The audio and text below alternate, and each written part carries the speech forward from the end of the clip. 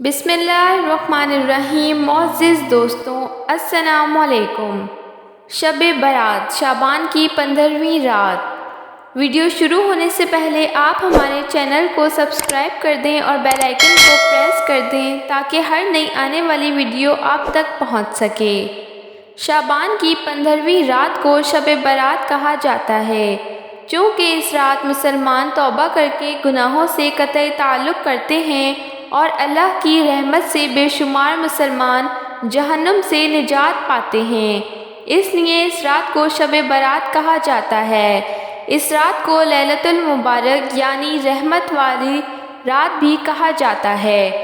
حضرت عطا بن یسار رحمۃ اللہ علیہ فرماتے ہیں، لیلۃ القدر کے بعد شعبان کی 15ویں شب سے افضل کوئی رات نہیں۔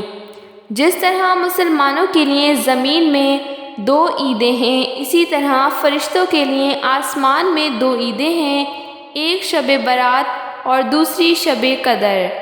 فرشتوں کی عیدیں رات کو اس لیے ہیں کہ وہ رات کو سوتے نہیں جبکہ آدمی رات کو سوتے ہیں، اس لیے ان کی عیدیں دن کو ہیں۔ ارشاد باری تعالیٰ ہے، قسم ہے اس روشن کتاب کی، بے شک ہم نے اس برکت والی رات میں اتارا، بے شک ہم در سنانے والے ہیں، اس میں بانٹ دیا جاتا ہے ہر حکمت والا کام۔ ان آیات کی تفسیر میں حضرت عکرمہ رحمۃ اللہ علیہ اور بعض دیگر مفسرین نے بیان کیا ہے، لیلۃ المبارکہ سے 15 شعبان کی رات مراد ہے۔ اس رات میں زندہ رہنے والے، فوت ہونے والے اور حج کرنے والے سب کے ناموں کی فہرست تیار کی جاتی ہے اور جس کی تعمیل میں ذرا بھی کمی بیشی نہیں ہوتی۔ اس روایت کو ابن جریر، ابن منذر اور ابن ابی حاتم نے بھی لکھا ہے۔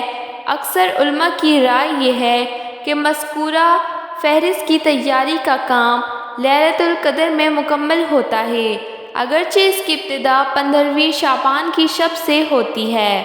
علامہ قرطبی مالکی رحمۃ اللہ علیہ فرماتے ہیں کہ ایک قول یہ ہے کہ ان امور کے لوح محفوظ سے نقل کرنے کا آغاز شب برات سے ہوتا ہے اور اختتام لیلۃ القدر میں ہوتا ہے۔ حضرت عائشہ صدیقہ رضی اللہ عنہا فرماتی ہیں کہ رسول کریم صلی اللہ علیہ وسلم نے فرمایا، کیا تم جانتی ہو کہ شعبان کی 15ویں شب میں کیا ہوتا ہے؟ میں نے عرض کی، یا رسول اللہ صلی اللہ علیہ وسلم، آپ فرمائیے۔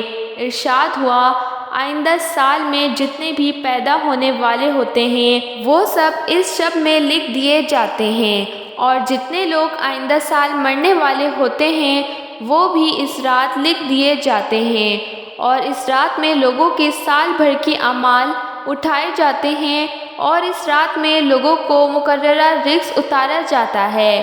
حضرت عطا بن یسار رحمۃ اللہ علیہ فرماتے ہیں، شعبان کی 15ویں رات میں اللہ تعالیٰ ملک الموت کو ایک فہرست دے کر حکم فرماتا ہے کہ جن جن لوگوں کے نام اس میں لکھے ہیں ان کی روحوں کو آئندہ سال مقررہ وقتوں پر قبض کر لینا۔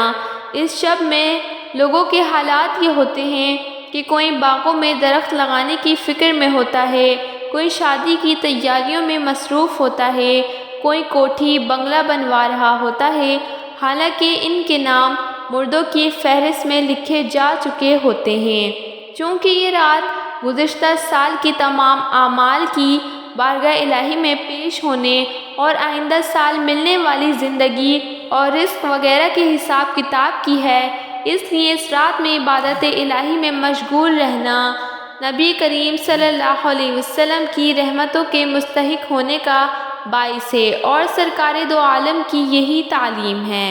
حضرت عائشہ صدیقہ رضی اللہ عنہا فرماتی ہیں کہ ایک رات میں نے حضور اکرم صلی اللہ علیہ وسلم کو اپنے پاس نہ پایا تو میں آپ کو تلاش میں نکلی۔ میں نے دیکھا کہ آپ صلی اللہ علیہ وسلم جنت البقیع میں تشریف فرما ہیں۔ آپ صلی اللہ علیہ وسلم نے فرمایا، کیا تمہیں یہ اندیشہ ہے کہ اللہ تعالیٰ اور اس کے رسول صلی اللہ علیہ وسلم تمہارے ساتھ ناانصافی کریں گے؟ میں نے عرض کی، یا رسول اللہ صلی اللہ علیہ وسلم، مجھے یہ خیال ہوا کہ شاید آپ کسی دوسری اہلیہ کے پاس تشریف لے گئے ہیں۔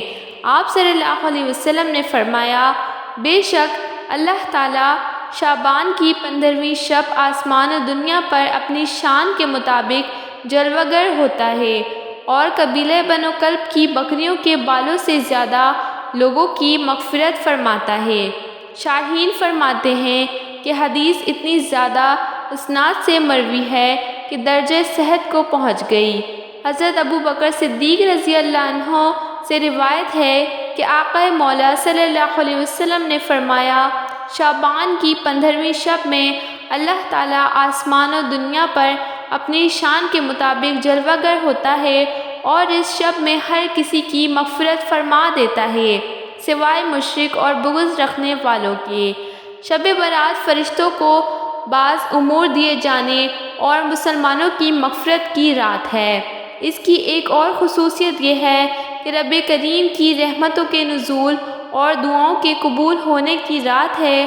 حضرت عثمان بن ابی العصاص رحمۃ اللہ علیہ سے روایت ہے کہ حضور اکرم صلی اللہ علیہ وسلم کا ارشاد ہے، جب شعبان کی 15ویں شب آتی ہے تو اللہ تعالیٰ کی طرف سے اعلان ہوتا ہے، کوئی مغفرت کا طالب ہے کہ اس کے گناہ بخش دوں، ہے کوئی مجھ سے مانگنے والا کہ اسے عطا کروں۔ اس وقت اللہ تعالیٰ سے جو مانگا جائے وہ ملتا ہے، وہ سب کی دعائیں قبول کرتا ہے سوائے بدکار عورت اور مشرک کے۔ رسول کریم صلی اللہ علیہ وسلم کا یہ عمل بھی احادیث سے ثابت ہے کہ شب برات میں آپ صلی اللہ علیہ وسلم مسلمانوں کے لیے دعائیں مغفرت کے خاطر قبرستان تشریف لے گئے۔